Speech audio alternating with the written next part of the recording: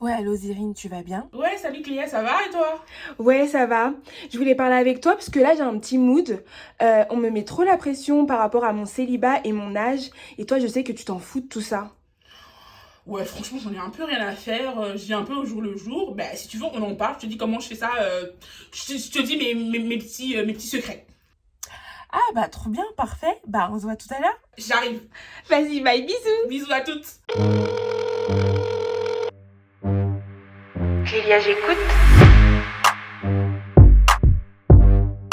J'y crois pas. Oh waouh.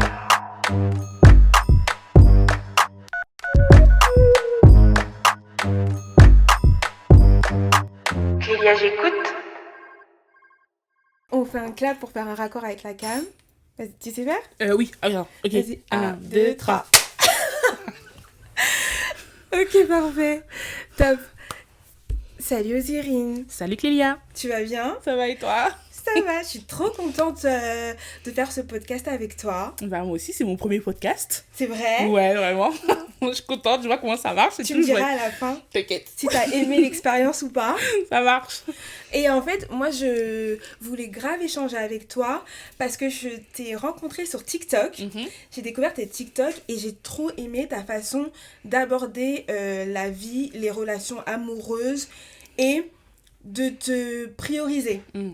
De te dire, ok, c'est pas parce que je suis une femme et que comme la société dit que les femmes doivent être comme ça, comme ça, comme ça, comme ça, que je vais l'être. Non, moi c'est d'abord mon bonheur avant toutes ces normes, toutes ces pressions, ces dictates et tout.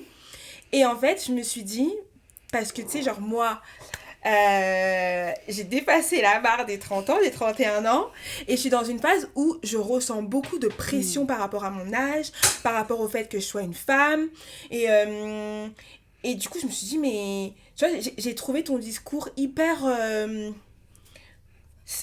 c'était comme un souffle, tu vois, Ouais. genre en mode...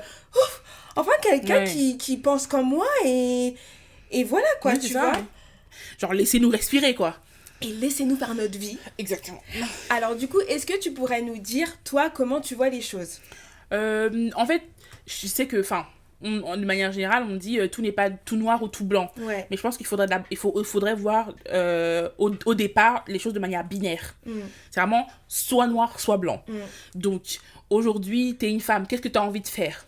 T'as pas envie d'avoir des enfants? Et bah, T'as le droit. et voilà, tout simplement, en fait, c'est binaire. C'est-à-dire que par rapport, quoi que les gens disent, c'est toi et ton choix. Qu'est-ce que tu as envie, toi? Et à partir du moment où tu sais ce que tu as envie, tu le fais, point barre. Binaire. Donc, moi, à un moment donné, c'est vrai que bah, ça n'a pas toujours été le cas. Hein. Enfin, j'en ai pas encore parlé sur les réseaux sociaux, mais en fait, moi, j'étais plus jeune, vraiment plus jeune quand même, à l'adolescence, j'étais une people pleaser. C'est quoi? People pleaser, c'est les personnes qui font, comment traduire ça en français? Les gens qui Font tout pour plaire aux voilà. autres. Ce que j'allais dire. Quand je suis arrivée en France, je connaissais rien, je connaissais que ma mère et elle m'avait sauvée de tout ce qui se passait en Afrique. Donc j'étais dans une famille qui me maltraitait. Donc elle m'avait sauvée de tout ça. Et t'arrives à quel âge? Je suis arrivée à 8 ans Ok. en France et à partir de ce moment-là, ma mère, je la voyais vraiment comme ma sauveuse.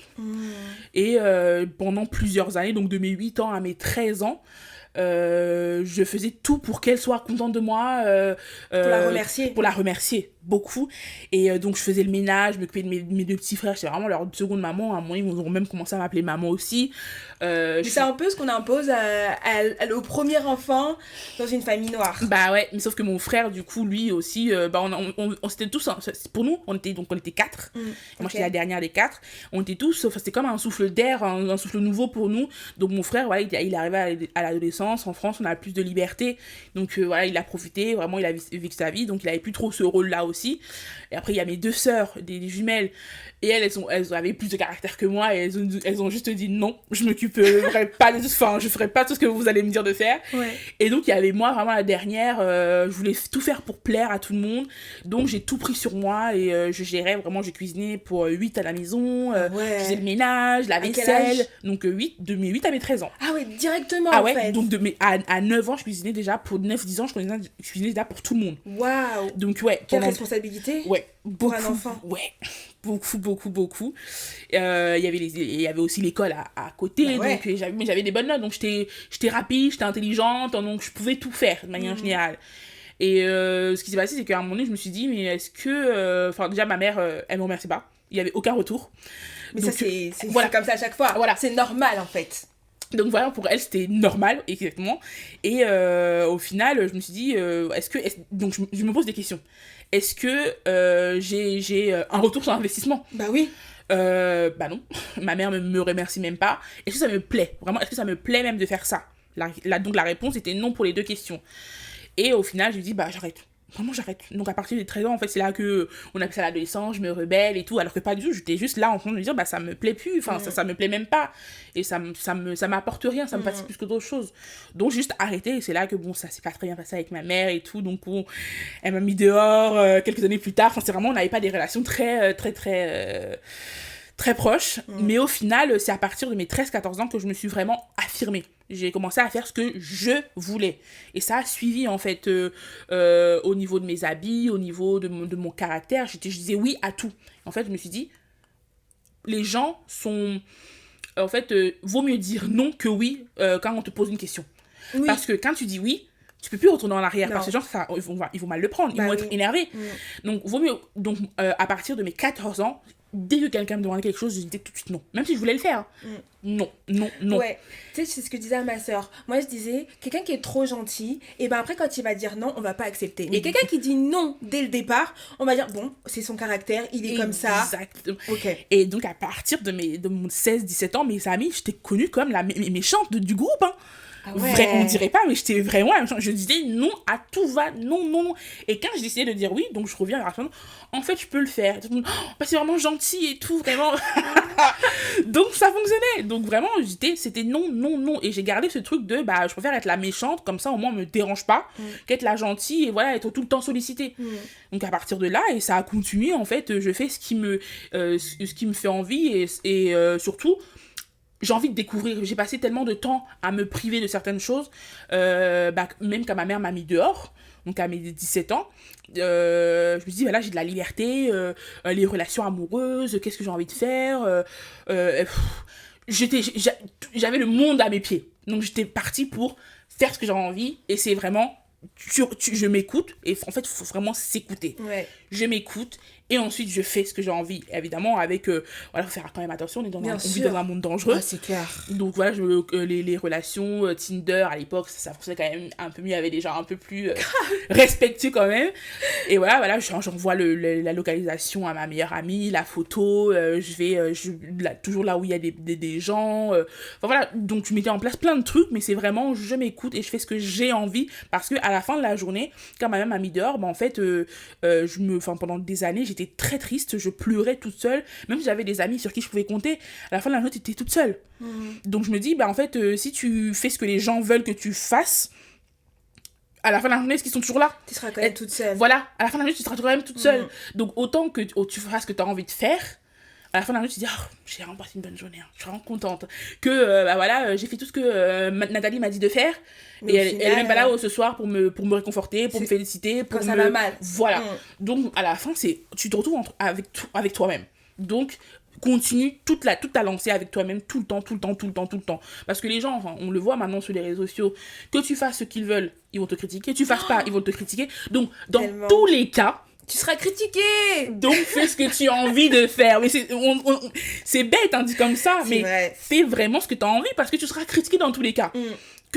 Même quand t'es mort, les gens viennent te critiquer. Mais c'est clair. Donc qu'est-ce que tu veux qu'on fasse avec ça? Donc vraiment, c'est ça que le regard des autres, l'avis des autres, mais j'en ai rien à faire, parce que dans tous les cas ça va pas vous plaire. Je disais à Béranger il y a quelques jours, quelques semaines, pour ceux qui savent pas, tu peux dire qui est Béranger?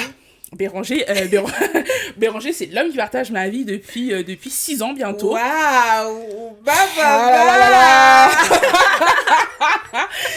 Une longue relation, et vraiment, je dis vraiment l'homme qui partage ma vie, parce que le couple, ça enferme beaucoup de choses. Donc ça enferme beaucoup de choses qu'on doit représenter. On n'est pas mariés non plus, mais après on se considère comme mariés aussi, on vit comme un couple marié. Mais c'est vraiment quelqu'un que j'aime. un homme que j'aime de tout mon cœur et qui partage réellement ma vie depuis 6 ans et que j'espère qu'il partagera ma vie toute ma vie en fait. Même s'il y a plus, c'est mon meilleur ami, c'est mon amant, c'est mon... Voilà, il a plein de chapeaux et du coup c'est vraiment une personne... On touche du bois. Il a plein de qualités, plein de défauts, mais il est là et c'est le plus important. Donc c'est vraiment quelqu'un que j'aime beaucoup. Et voilà. Et tu lui disais? Et je lui disais il y a quelques jours qu'en fait, les réseaux sociaux, c'est marrant parce qu'en fait, il y a plein d'avis, mais il y a toujours les gens qui vont suivre... Enfin, tu auras toujours quelqu'un qui va être d'accord et pas d'accord. C'est-à-dire que même des réflexions hyper extrêmes, d'ailleurs qu'on voit plein de trucs racistes, machin, ils ont plein d'abonnés. Les incels, les hommes qui... Ils ont plein d'abonnés. Moi, même si au début, j'avais beaucoup de mauvais commentaires, et ben j'ai quand même des abonnés. Donc dans tous les cas tu vas toujours trouver quelqu'un qui est d'accord ou pas d'accord. Donc c'est ça que je me dis bah voilà, donc fais ton mon grand frère disait toujours impose ton style. Impose ton style. Vraiment fais ta chose. Il y en a qui vont te suivre, il y en a qui vont pas te suivre, c'est pas grave, mais fais comme tu le sens. Donc voilà, c'est pour ça que voilà, on vit, on respire et tout ira bien. En tout cas, toi, tu t'en tireras bien. C'est le plus important. Donc toi, très tôt, à partir de 13 ans, t'as vécu seule? Non. Oui, en fait, vraiment à partir quand j'ai décidé de couper... quand j'ai décidé d'être moi-même à partir de 13 ans, c'est là que ça a commencé à se dégrader avec vraiment ma famille. Ah, d'accord. Ok. Mais elle m'a mis dehors à 17 ans. Ah, à 17 ans. Oui. Et tu faisais comment pour vivre? À 17 ans? Ouais. Les relations. Pour le coup, j'ai attiré les bonnes personnes. J'ai rencontré des très bonnes personnes. Il y avait ma prof de français. Donc, elle n'avait même pas le droit. Mais bon, elle m'a beaucoup aidé à trouver du coup un endroit où dormir. Hein. Je suis restée vivre chez une vieille dame qui louait une chambre pendant 2 ans et demi, 3 ans. Donc, très débrouillarde en fait. Très, très débrouillarde. Vraiment très débrouillarde. Entre-temps, j'avais mon lycée. J'ai raté mon bac et tout ça. Donc, j'avais mon diplôme mon BAFA. Donc je travaillais aussi les midis dans les collèges à côté. J'allais faire surveillance du midi. Donc c'est ça qui me permettait d'avoir un peu d'argent et les vacances je travaillais aussi. Donc ouais, je file des petits boulots par-ci par-là quoi. Ok, trop cool. Je comprends mieux pourquoi je trouve que dans ta réflexion t'es grave, je trouve, mature, tu vois. Qu'est-ce que t'en penses? Oui, de manière en fait je pense que c'est quelque chose, on m'a souvent dit ça et je me suis dit comparé, on est quand même 6 dans ma famille, donc 3 filles 3 garçons, et je me suis même dit d'où ça vient. Oui. On le dit pas forcément à mes frères et sœurs aussi, pourtant on a eu à peu près la même éducation. La même éducation, évidemment c'est jamais la même évidemment, mais surtout entre filles et garçons, voilà, surtout dans les familles, hein, voilà. Mais je pense que c'est quelque chose qui ça ma vie l'a renforcé, mais c'est quelque chose que j'avais vraiment en moi depuis ma naissance on va dire, hein, parce que j'ai compris les choses, je comprends des choses beaucoup plus rapidement que les autres, de manière dans mon entourage quand j'étais plus jeune, à l'adolescence, même quand je vois mon parcours, rien que à mes 8 ans j'avais déjà compris que beaucoup d'enfants le comprennent aussi, hein, je sais pas que je suis exceptionnelle, mais que voilà, quand tu fais ça tu vas être félicité, et du coup j'avais vraiment construit ma personnalité par rapport à ça, parce que je voulais être félicitée par ma mère, et du coup je faisais tout pour qu'elle me regarde, donc je prenais certains fonctionnements en tout cas dans mon entourage, et ensuite il y a eu ma mère comme elle n'était pas vraiment présente, il y a eu ma tante, et c'est en fait je pense c'est à partir du moment où ma tante est venue vivre avec nous, où ma personnalité s'est vraiment développée, parce que elle je traînais beaucoup avec les adultes aussi, et elle était plus dure avec moi, mais elle me parlait vraiment comme une adulte aussi. Donc on avait des discussions, on parlait de tout, et j'étais souvent avec elle et aussi avec mon frère de temps en temps. Donc je pense que c'est ça aussi qui a vraiment confirmé ma personnalité plus tard, mais c'est quelque chose que j'ai en moi. Je pense que de manière générale je réfléchis, j'ai beaucoup d'idées, je réfléchis plus vite, je comprends plus vite les choses de manière générale quoi. C'est cool. Et pour revenir du coup à ce que je disais au début, que je t'avais rencontré sur TikTok, moi ce qui m'a plu c'est vraiment ta manière de déconstruire les choses, parce que en fait moi par exemple je suis dans une famille où pratiquement tous mes cousins et cousines on a le même âge, et ils sont tous en couple avec des enfants et pour certains mariés, tu vois. Et donc moi je suis la cousine célibataire qui veut pas forcément qui être se caser, en couple, voilà, qui non plus ne veux pas prendre un mec pour avoir un mec parce que c'est cool d'avoir un mec, tu vois. Enfin, non. Moi, j'attends certains critères, mais après, on me dit que je suis trop exigeante, que si, que ça, que l'âge passe, que l'horloge biologique. Mais quand je dis que, en même temps, ok, mais je sais pas si pour le moment j'ai envie d'avoir des enfants, c'est pas quelque chose qui m'intéresse pour le moment. Comme le mariage, c'est pas quelque chose qui me parle, qui m'intéresse. Enfin, et on me voit un peu comme une meuf un peu, tu sais, genre... ok, genre, je dirais, soit il y en a qui vont dire, tu fais trop ta blanche, ou soit, genre, je sais pas sur quelle planète tu vis, tu vois. Ouais. Et en fait, moi, ce qui me saoule, c'est j'ai l'impression qu'ils veulent trop me mettre leur vision, et ils ne veulent pas accepter ma vision, tu vois. Genre, moi, ma vision, c'est mal.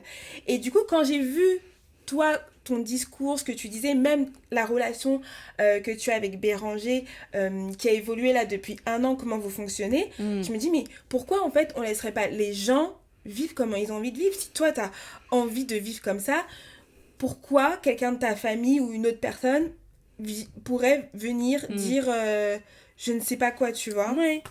Je pense que, de manière générale, comme je dis tout à l'heure, vaut mieux être déjà vu comme la méchante. Parce que quand tu es vu comme la méchante, ça te dérange pas comment les gens te voient. Ouais. Mais sur ce qui est des codes et des dictats, je pars du principe que les gens qui ont quelque chose à redire sur ta vie ou qui veulent t'imposer des choses, c'est que ces mêmes choses ne leur correspondent pas. C'est ce que je dis tous les jours à ma sœur. Et qu'ils ne sont pas d'accord avec ça. Mais te voir vivre en dehors de ça, ils sont en mode, pourquoi elle vit mieux? Et en fait, c'est ça qui... Attends, je te serre la main. Parce que... je te jure, moi, c'est ce que je disais à ma soeur et je lui ai dit ça cette semaine. Je lui ai dit, tu sais, c'est comme à l'école. Quand t'avais une mauvaise note, et en fait, t'étais content si ta pote avait aussi une mauvaise note. Tu disais, ok, je suis pas tout seul. Même si tu sais que c'est mal. Ouais. Mais ça te faisait plaisir qu'elle soit aussi dans la merde comme toi. Exactement. Moi, je me dis, toutes ces personnes qui te disent, non, il faut faire comme ci, il faut faire comme ça, je suis pas sûre que dans leur couple ou dans leur vie, ils sont vraiment heureux. Parce que quand t'es heureux, t'as pas le temps de venir faire ça. Exactement. Dire que moi, dans ma relation, je suis tellement heureuse et si je voulais vraiment être l'aigri de service, mais je le pourrais à 100% parce que je suis pour le libertinage, je suis pour le couple libre, je suis pour abolir la fidélité. Et moi, je taperais à toutes les portes de chez moi. Ma mère qui sait me remarier, ma tante qui veut retrouver quelqu'un, je dis mais ça n'a pas marché les autres, donc peut-être que ça remarche. Donc je pourrais, mais je suis tellement heureux, je me dis si elle veut aller là-bas, elle y va. Et quelqu'un qui est dans une relation dite standard, si t'es heureuse dans ta relation, tu dis moi ça me correspond, je suis heureuse, et je suis heureuse pour elle. Voilà, exactement. Donc si et ça marche pour tout, ça marche aussi pour les personnes qui critiquent le physique des autres. C'est-à-dire que en fait, faut les voir comme un reflet de leur personnalité, le reflet de leur vie, de leur mentalité. C'est-à-dire que si on te critique sur ton corps, c'est que la personne elle-même n'est pas bien dans le sien. Moi, jamais ou jamais je critiquerai le corps de quelqu'un parce que je sais pas le temps. J'ai pas le temps. Je sais que c'est pas facile de dire que de ne pas sentir bien tous les jours. Je sais par quoi je suis passée et maintenant que je me sens bien, je me dis j'espère que quand je vois quelqu'un un peu comme moi ou différemment, je me dis j'espère qu'elle sent bien dans son corps. Enfin c'est tout, c'est ce que je pense et j'ai même pas besoin de le dire. J'espère vraiment qu'elle sent. C'est-à-dire que quand t'es vraiment heureux, tu peux n'être qu'heureux pour les autres. C'est ça. C'est tout. Donc quand je vois quelqu'un qui me critique, en fait honnêtement j'ai de la peine. Parce que les aigris, les haters, c'est-à-dire que t'as vraiment du temps, tu prends vraiment le temps de m'écrire. C'est ça. S'il rencontre une jolie fille, il va te quitter. Non, mais je te jure. T'as vraiment le temps pour ça? Moi, j'ai pas le temps. J'ai autre chose à faire. Mon énergie, je le consacre à mon bonheur, à mes amis, à mon amoureux, je consacre. Mais j'ai pas le. Parce que être énervé, les énergies négatives, c'est épuisant. C'est épuisant. Donc vraiment, c'est-à-dire que j'écoute même pas. Quand quelqu'un vient me critiquer, ça me passe mais au-dessus de la tête. Et si vraiment je sens qu'à un moment donné, si j'ai l'énergie, j'en parle avec elle, je dis mais qu'est-ce qui te dérange vraiment? Mais sinon, c'est vraiment, ça me touche pas parce que j'ai vraiment de la peine. Je regarde la personne en mode d'accord, ok. bah c'est ma vie quand même, donc Mais c'est ça, au final c'est ma vie, donc c'est ta vie, tu vois. en quoi ça te dérange? Non, mais c'est Voilà, vraiment ça. en quoi ça te dérange? Et qu'est-ce que ça va changer dans ta vie, en fait? Le soir, là, à 18h, tu repars chez toi, je repars chez moi, et voilà. Tu vois, ça n'impacte pas ta vie, ça n'impacte pas la mienne. En tous les cas, bah, du coup, ça ne fait même pas avancer le débat. Mais oui, complètement, je suis complètement d'accord voilà. avec ça. Tu vois, donc c'est en fait, quand il suffit de creuser juste un tout petit peu, mais vraiment un tout petit peu, il n'y a même pas besoin de faire du grand débat, le sujet il est clos. Le sujet est clos parce que, pourquoi tu dis ça? À quoi ça t'avance? Et l'argumentation, au final, il n'y en a pas. Ils sont là, parce que c'est pas normal. Bah, pourquoi c'est pas normal? Mais c'est ça. Pour qui? Pourquoi? Est-ce que je dérange quelqu'un? Est-ce que je gêne quelqu'un? Bah non, mais... Bah non, il n'y a pas de mais. Je dérange personne, je vis ma vie, tu vis la tienne. Maintenant, on peut s'arrêter là? T'as autre chose à dire? Ok, bah, bonne journée. Donc c'est ça, binaire, comme d'habitude. On fait les choses de manière binaire. Il n'y a même pas à réfléchir, c'est vraiment binaire. Non, mais t'as raison. Et du coup, tu pourrais nous dire comment ta relation avec Béranger a évolué? Parce que ça fait 6 ans, mais il y a eu un tournant là, il y a 1 an. 1 an et demi, 2 ans, je crois. Mais ah ouais, déjà? Ouais, déjà. Bah, au début, on a commencé comme tout le monde, hein, on se rencontre. Comme tout le monde, j'ai fait le premier pas, évidemment, parce que moi... Moi, j'aime bien, voilà, j'aime pas être dans l'attente. Tu veux quelque chose, tu vas le chercher. Exactement. Et je préfère parce que je vois des histoires de filles qui disent, ou même de mecs, hein, j'étais en crush sur elle depuis 2 ans. 2 ans 2 ans à te torturer. Mais c'est un contrat en alternance, ça. Mais t'es même pas payé pour ça.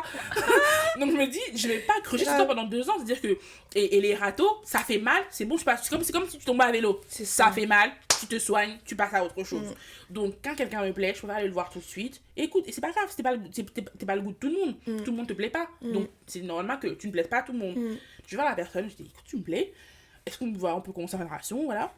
Non, oui, et bah, comme ça me permet de savoir ce que je veux et avancer. Et j'ai des projets dans la vie, on s'en rend pas compte, mais 60, 80 ans, c'est court. Ça passe vite. Ça passe très vite. Tellement vite. Donc, je préfère Moi, j'ai pas vu mes 30 ans. Bah voilà.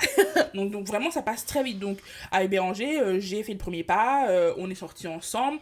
Et notre première année a été vraiment difficile. On s'est vite rendu compte que vraiment, c'est un choc de culture. Choc de personnalité, choc de tout. On venait pas du même monde, mais bon, il y avait quand même, moi, personnellement, je suis très sensible aux atmosphères, aux vibrations, et je sais pas pourquoi, même si c'était dur, vraiment... Je sentais quelque chose. J'ai vraiment vécu des trucs horribles, mais je me suis toujours forcée à pas pleurer, ou à être forte et tout. Mais avec Béranger, je passais ma vie à pleurer, cet homme m'a fait pleurer. Oh là là. Il m'a trop fait pleurer. Mais il y avait quelque chose derrière qui me disait... Tiens bon. Vas-y, c'est avant. Donc on a tenu bon. Entre temps, donc on a passé la première année très très dure. Il y a une petite rupture de 6 heures. Oui, parce que tu nous as dit sur TikTok qu'on ne rompt pas avec toi. On ne rompt pas avec moi. Donc je lui ai dit les choses de on se sépare, on se remet, on se sépare. Il avait une baisse de sentiments. Une baisse de flamme, on va rallumer la flamme en fait. Donc à un moment donné il a bugué, on a repris, ça n'a pas duré longtemps, on a repris. La deuxième année on a créé une société. Et entre la deuxième et la troisième année on a découvert il a été diagnostiqué autiste. D'accord. Donc ceci expliquait cela. Donc voilà notre façon de communiquer, lui son incompréhension dans les codes de société, à l'extérieur avec les amis, il y avait plein de choses qu'il épuisait, qu'il comprenait pas, donc voilà. Et du coup ça vous a aidé aussi. Ça nous a aidé maintenant savoir comment. Moi je suis quelqu'un qui lit beaucoup, qui adore tout ce qui est le social, le cerveau humain, voilà tout ça. Donc j'ai beaucoup lu sur l'autisme, donc maintenant je savais comment lui parler pour qu'il comprenne et tout. Entre guillemets, t'as appris son langage. Exactement.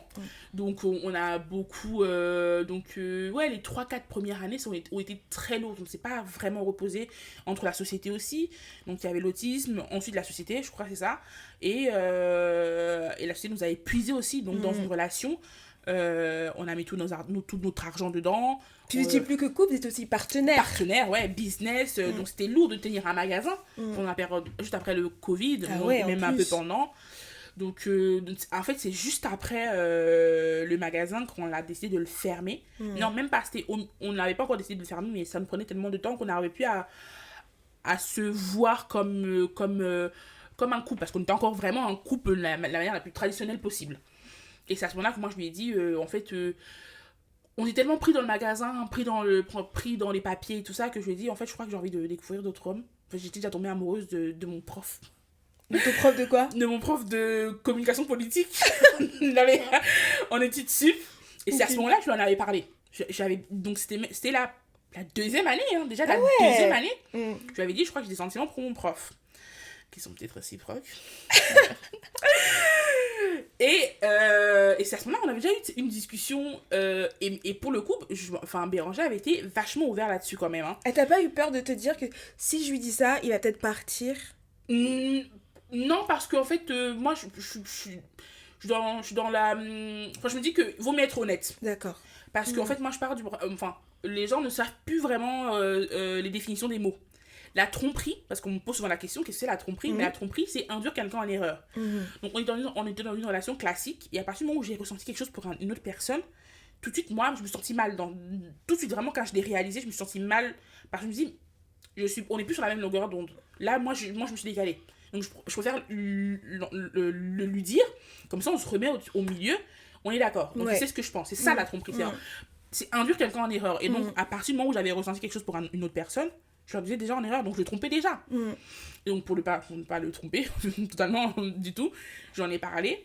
Et sur le coup, il a vraiment été, même par rapport à son développement personnel qui n'était pas encore au point, il a quand même été vachement compréhensif. Grave cool. Ouais, il m'a dit, j'ai utilisé les bons mots aussi. Hein.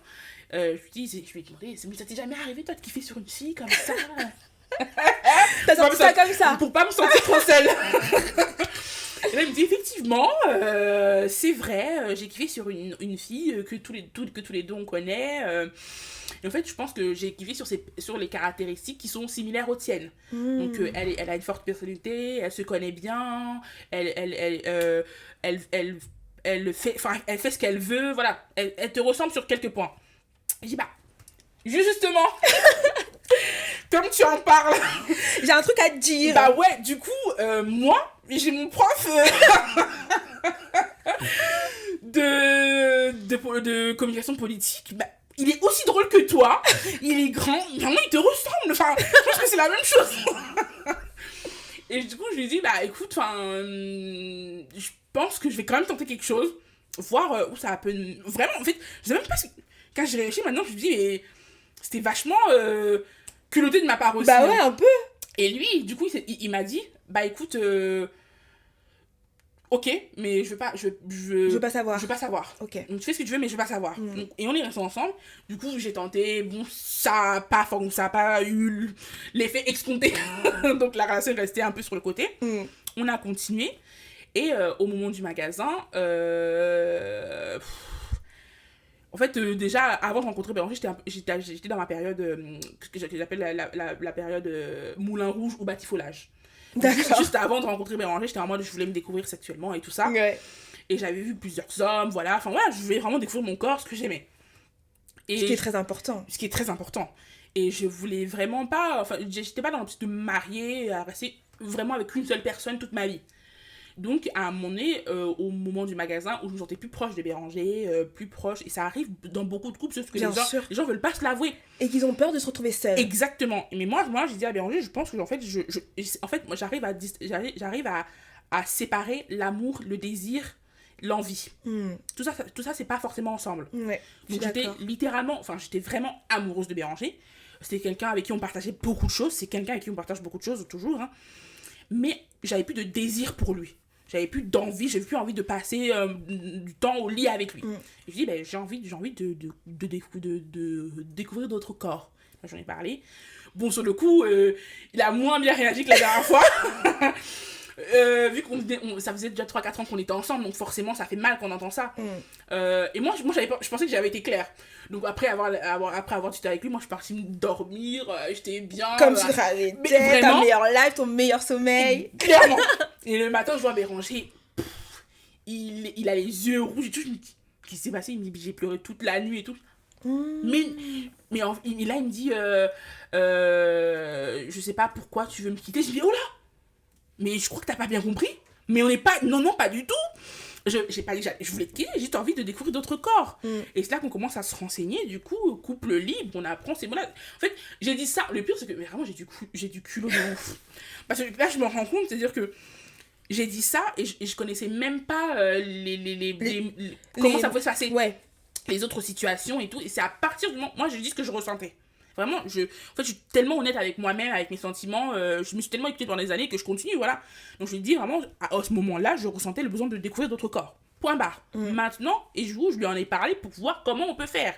Il a compris autre chose, du coup, on est revenu sur ça. J'ai dit, non, mais je t'aime toujours. Et là, c'est une question de désir. J'ai envie de coucher avec d'autres personnes. Donc, ça n'a rien à voir. Il y en a qui couchent sans sentiment. Pourquoi ce ne sera pas possible, même si on est en couple? Bien sûr. Donc là, on commence à se renseigner, couple libre, machin. On commence pour couple libre. Tout de suite un peu, bon, évidemment, on est toujours dans cette supériorité masculine, qu'on le veuille ou pas. Béranger, il comprend, il sait comment le monde fonctionne, il dit, tu auras plus d'opportunités que moi. Donc, je commence. Promise. Donc il m'a dit pendant 2 mois c'est moi qui je commence et en fait moi comme je l'ai vraiment fait mais comme ça je commence parce que couple libre pouvait être non lui du coup il dit ok je vois bien ce que tu veux faire mais moi aussi je vais le faire du coup et mais comme tu auras plus d'opportunités que moi je préfère commencer pour pas me sentir délaissée et du coup je préfère du coup il m'a demandé est-ce que tu peux ne pas te commencer à rencontrer des personnes. Je veux rencontrer en premier. Exactement. D'accord. Du coup, et moi, c'était un ressenti, c'est pas un besoin non plus. Je me dis, mais y a pas de souci, moi, je m'en fiche, hein, vraiment. Donc, il s'est connecté sur les réseaux, les machins, les applis de rencontres.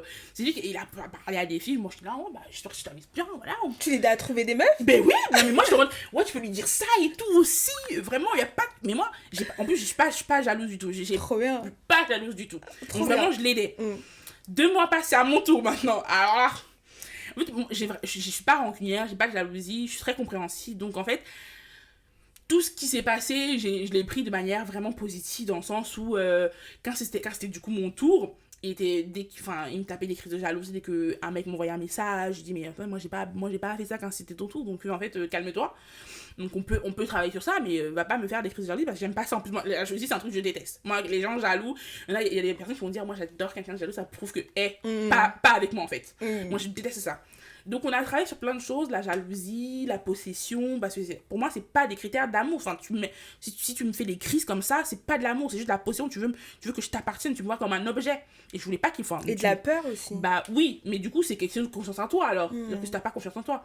Et aussi, c'était, pour moi aussi, donc par rapport à son autisme et tout, donc après tout ça, il y a eu beaucoup de réflexions et je me suis dit, est-ce qu'il reste aussi avec moi parce qu'il m'aime vraiment ou parce qu'il pense que il peut pas trouver mieux, parce que il a eu des mauvaises relations, je suis pas la première, donc il a vraiment eu des relations avant moi, ça s'est mal passé et là il rencontre, c'est moi qui l'aimais plus qu'il me met.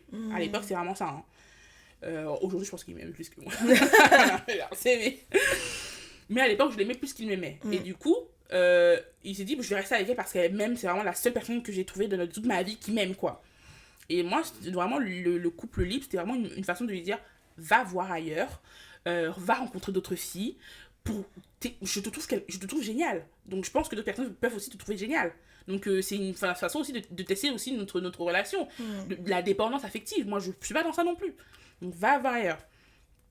On a essayé couple libre, relations sexuelles, tout ça pendant 8 mois, je crois, 6 mois, 8 mois. Chacun de nous a eu des relations avec lui, 2 personnes, je crois, et moi, une seule, une amoureuse, vraiment, où je suis tombée aussi amoureuse d'une personne. Ah ouais. Ouais, un Marocain. Et tu l'as géré comment, ça? Bah, c'est très... Moi en fait, j'ai un grand cœur. J'ai un grand cœur et j'ai assez d'amour à donner à tout le monde. Et en fait, il faut... Pour se gérer ce genre de situation, il faut vraiment se connaître. Parce que tu peux vite perdre la tête, quand même. Mais oui, mais en fait, moi, je voulais... donc, c'est là qu'on a pris connaissance du polyamour. Donc, je suis polyamoureuse. Parce que... Et lui-même aussi, en fait, on s'est dit, en fait, les relations sexuelles, juste sexuelles, ça ne nous correspond pas. On veut quelque chose de plus profond. Et quand moi je suis tombée amoureuse de l'autre homme, en fait, c'est deux personnes qu'en fait, Béranger aussi, il cherchait la comparaison un peu. Je dis, mais il n'y a pas à comparer, vous êtes deux personnes complètement différentes. Et du coup, je lui parlais de ma relation avec l'autre. Hein, vraiment, on partage beaucoup de choses parce que c'est mon meilleur ami aussi, Béranger. Donc, je lui racontais, voilà, il est ça, ça, ça. Même à un moment donné, il est même tellement j'en parlais bien, il voulait le rencontrer. Moi, je suis trop contente, je me dis, oh, ouais, c'est trop bien. Ils vont tous se rencontrer. Donc, il aimait vraiment. Et l'autre aussi était au courant que j'étais avec Béranger parce que moi, je parle.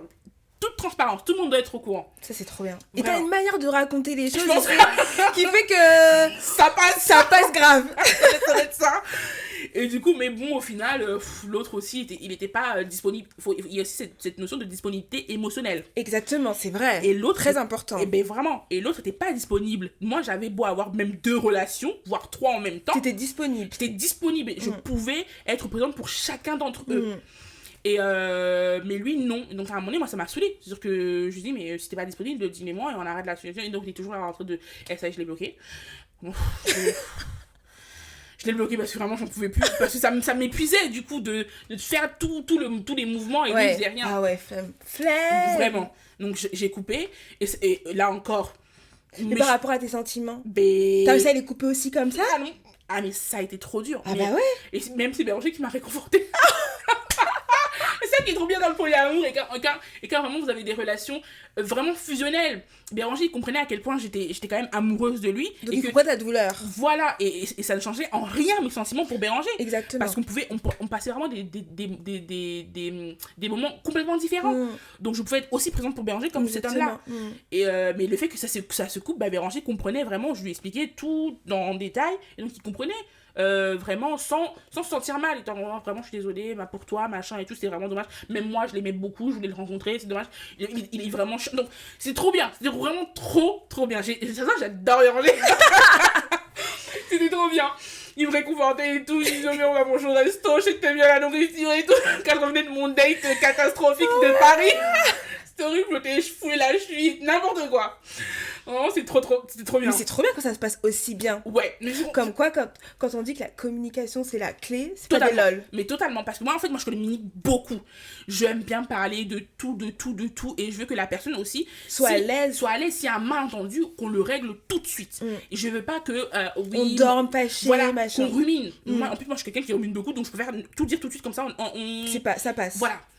Et du coup, bon, cette relation c'est fini, donc on a su à ce moment-là que tous les deux on est polyamoureux. Et moi je gère, enfin lui il est plus pour l'instant il était plus polyacceptant parce que lui en fait il sait pas gérer son polyamour. Bah c'est ça, parce que c'est quand même compliqué. Il faut se connaître. Lui quand il a eu une fille où il y avait plus de sentiments, il m'a délaissée totalement. Il a fait plein d'erreurs et tout, et ça m'a beaucoup blessée. Toi tu l'as vécu comment? Très mal. Très mal. Très mal. Et c'est même pas question de jalousie en fait. Moi j'en voulais pas du tout. C'est que tu recevais plus ton amour. Mais oui, et du coup en fait j'étais en colère contre lui, sa façon à lui de gérer. Donc encore là on a discuté, bon voilà. Il a pris des décisions et je lui dis mais c'est vraiment, enfin moi je préfère me préserver, donc c'est à toi de voir. Tu gères là parce que. Et t'as pas eu peur de le perdre? Si je le perds, Enfin, je me dis, encore une fois, c'est binaire. C'est-à-dire que qu'est-ce que je peux faire? C'est-à-dire que. Tu vas pas le forcer, reste avec moi. C'est ça, c'est à lui de gérer. C'est-à-dire que on me pose souvent la question, oui, mais s'il rencontre une autre femme et qu'il te quitte à cause de votre relation, mais on peut être en couple exclusif, il rencontre une collègue, il tombe amoureux et il me quitte. Donc ça n'a rien à voir. C'est vrai en plus. Mais oui, c'est vrai. Mais le mariage empêche pas les tromperies, le mariage empêche pas d'aller voir ailleurs. C'est-à-dire que rien ne peut bloquer quelqu'un avec toi. C'est clair. Donc voilà, et là du coup, bah, à ce moment-là, moi j'exprime mes sentiments, il exprime les siens, on trouve une solution, si on ne trouve pas, on se sépare. Et puis basta, c'est binaire, faut pas se poser plus de questions que ça, faut pas faire des stratégies, c'est comme ça. Tu vas pas faire comme, je sais pas si t'as suivi l'histoire, la Rita Ora là. Rita Ora, non c'est pas Rita Ora, c'est Rita Ora. Non c'est pas Rita Ora, c'est Will Smith et Jada. Non, l'histoire de, c'est pas Rita Ora. Bon, je regarderai, je te dirai après. Ouais, je l'aime bien Rita Ora, je pense que c'est pareil, parce que c'est quelle histoire à peu près? De marabout. Ah non, je connais pas celle-là. Mais je te montrerai. Ouais. Que apparemment elle a marabouté son mec pour qu'il reste avec elle. Mais non, Rita Ora. Mais pas Rita Ora là, je te montrerai. Ouais, je te montrerai. tu passes par Rita Ora. Par contre, j'aime bien Rita Ora. Donc au final, donc on est passé de couple libre à polyamoureux, à donc tous les deux on a expérimenté une relation, ça c'est sexuellement parlant ça s'est pas mal passé, amoureux parlant ça c'est pas bien ou ouais, voilà, donc tous les deux on a expérimenté ça. Au final, on a conclu que moi j'étais vraiment polyamoureuse et c'est-à-dire que je sais gérer parce que pas voilà, je sais gérer le polyamour et lui il se positionnait plus en poly acceptant pour l'instant. Et est-ce que, peut-être que c'est bête que je vais dire, Non. mais toi tu savais que t'étais polyamoureuse, mais est-ce que par exemple Béranger ne l'est pas devenu par rapport à toi? Tu vois ce que je veux dire? Parce qu'il avait du mal à gérer, donc il faut le tenter pour le savoir, de manière générale. Et du coup, en fait, nos expériences m'ont permis de savoir où vraiment se situe. Parce que moi, en fait, je voulais créer un polyamour anarchique.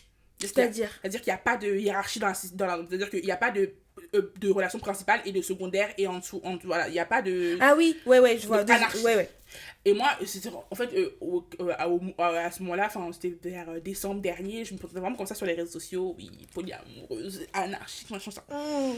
À la fin de nos expériences, quand Béranger a très mal géré sa relation, ça m'a tellement blessée, ça m'a tellement fait mal, que moi aussi, j'ai réévalué aussi mon polyamour, c'est-à-dire que... D'accord. Et aussi, en fait, je me montre aussi à moi-même, dire que Béranger, c'est quelqu'un que j'aime tellement, que, en fait, c'est hiérarchique. Il n'y a pas de...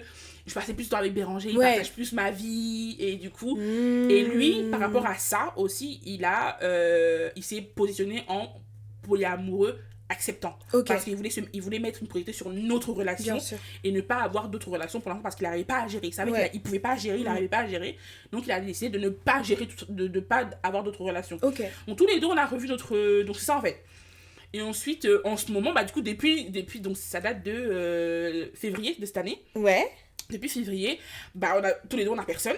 Parce qu'on s'est rendu compte, voilà, on veut quelque chose de plus profond. Donc moi, après, mon Marocain, là, voilà, c'est vrai que c'est lourd, c'est beaucoup d'énergie quand même, hein.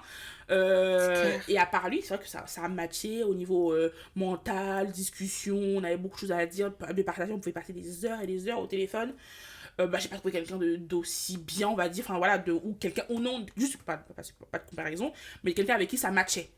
Donc juste si je l'ai pas trouvé, tant pis, hein. Et Béranger, non, du coup polyacceptant, donc il n'en a pas.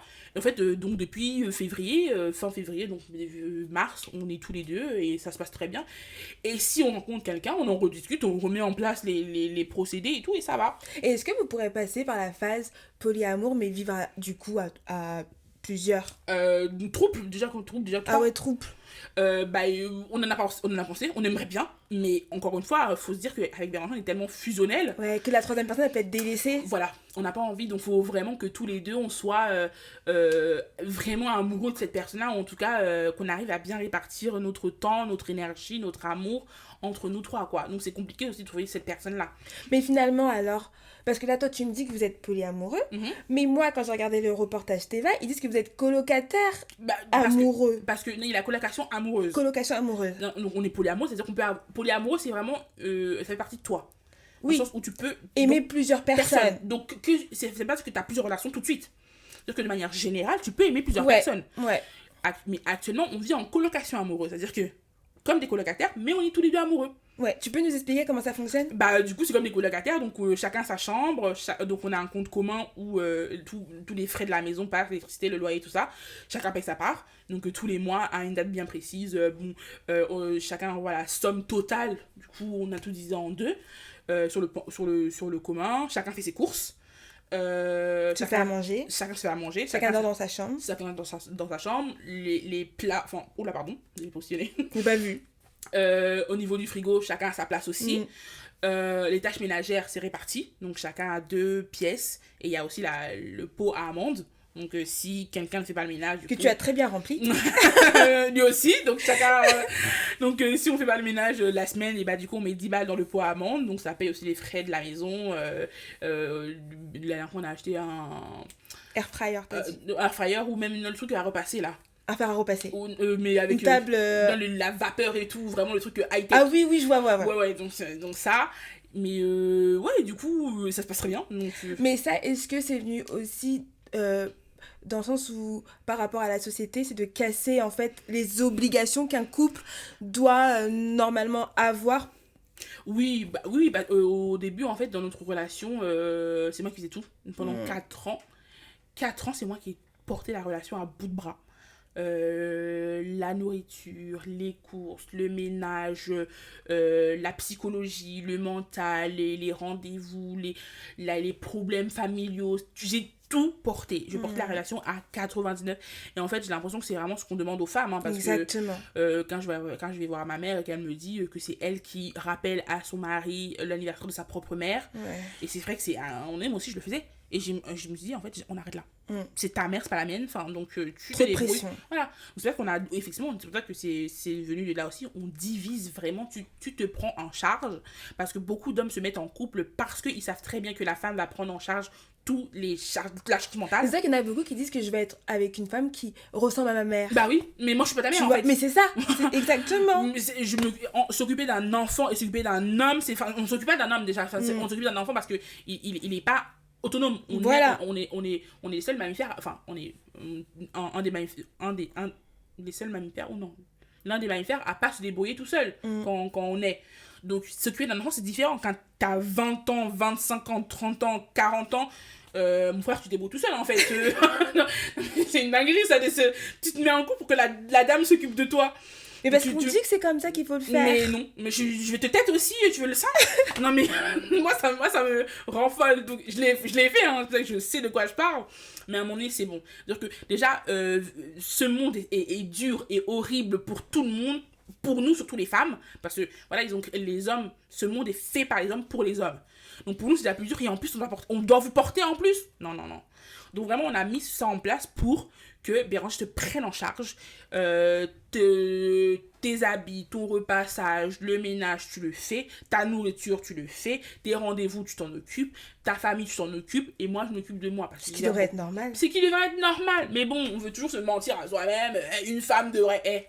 Et surtout... on va te dire, et toi tu reçois beaucoup de commentaires comme ça, en fait, il va partir. Mais qu'il parte. Mais le nombre, c'est-à-dire que notre vie, comment dire ça? Les femmes qui se mettent en couple perdent en années de vie. Les hommes qui se mettent en couple gagnent en années de vie. Mais grave, c'est pour ça qu'à 50 ans, c'est leur apogée, machin. Et nous, on est genre... épuisés. Mais voilà. Épuisés, exactement. Donc, je vais pas mettre mes années de vie, ma santé en jeu pour toi. Donc, s'il doit partir, il partira. Et on a déjà vu, il y a la traîne en ce moment, les filles dormaient, où on voit des dingueries, genre on était ensemble pendant 7 ans, pas de réseau, machin, tout ensemble, il m'a trompé pendant 6 ans. On voit, donc, on revient à la même chose, que tu le fasses ou pas, ça peut arriver. C'est ça. Qu'on te critique ou pas, voilà, c'est toujours la même chose. Donc, comporte-toi comme tu le sens, vis ta vie comme tu le veux. S'il veut rester, il restera. Il restera pas parce que tu t'occupes de lui, parce qu'il a envie de rester avec toi, parce qu'il a envie que ça marche, mais pas parce que tu le bordes le soir, en fait. C'est pas un enfant, donc non. Et donc, après, ça fait qu'il va rester avec toi juste pour des avantages fiscaux, pour des avantages... non, mais c'est ça. Les gens se marient aujourd'hui parce que c'est avantageux. C'est ça. Mais moi, enfin... Payer moins d'impôts. Non, mais moi, si on me demande mon avis, vraiment, c'est... Du coup, et là, c'est parce que les gens me demandent en plus. Ouais, mais du coup, est-ce que vous vous aimez vraiment? Mais attends, mais moi, je te pose la question.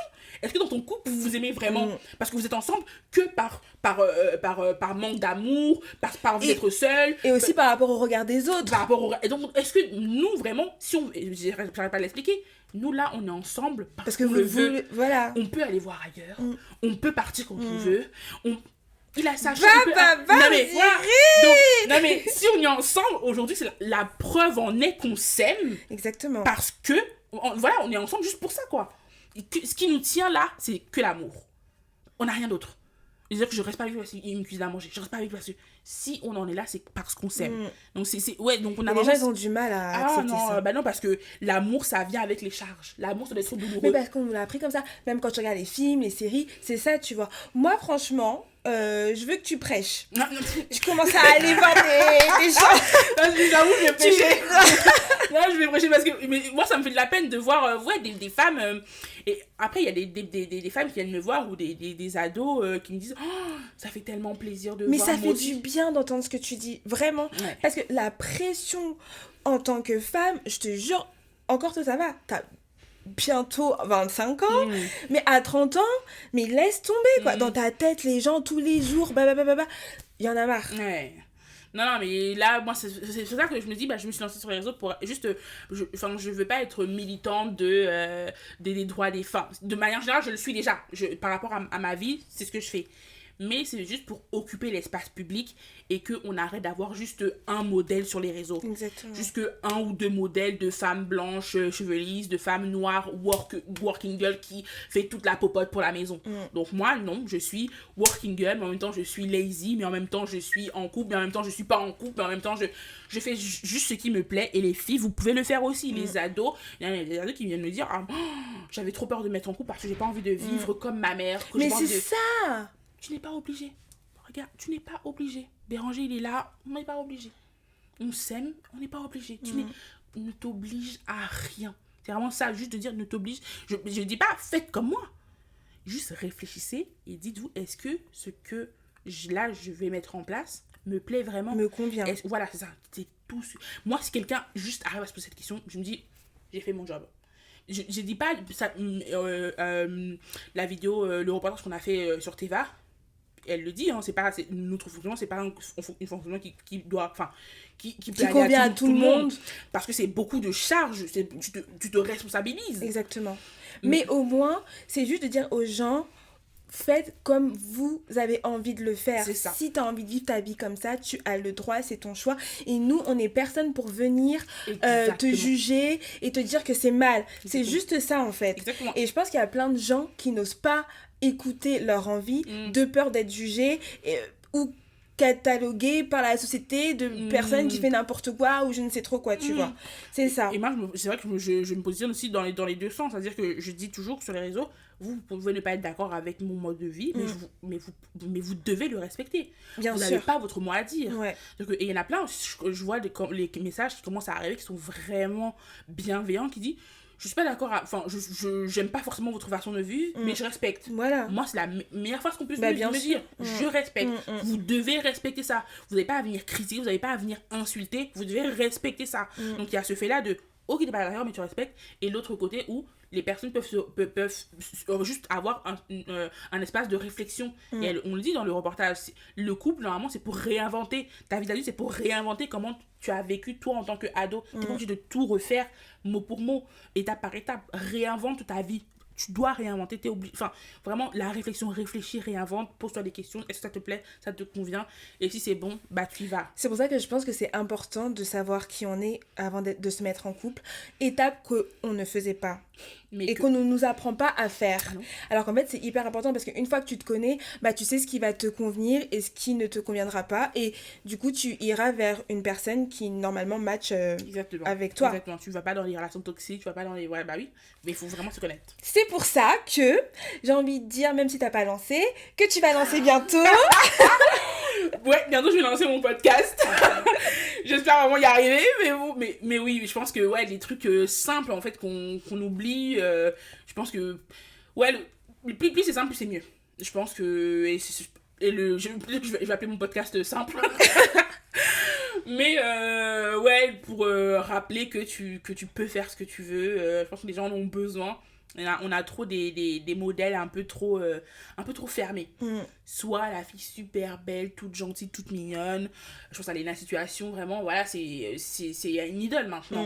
Sauf voilà, elle travaille beaucoup, et tout ça, et moi ça m'attire pas du tout. Au début, elle aussi, je trouve qu'elle a réussi à changer la donne parce qu'au début, quand elle sortait quand elle s'est mise en couple avec Seb Lafrite, les gens disaient qu'elle se mettait avec lui parce que lui était connu, machin. Mais aujourd'hui, elle a montré que non, elle est avec lui par amour et qu'elle, c'est une bosseuse. Et même tellement c'est une bosseuse, regarde ce qu'elle fait aujourd'hui, tu vois. C'est ça. On peut la critiquer, tu vois, mais elle bosse. Ah, c'est ça. Donc, voilà, pour avoir juste un peu plus de représentation.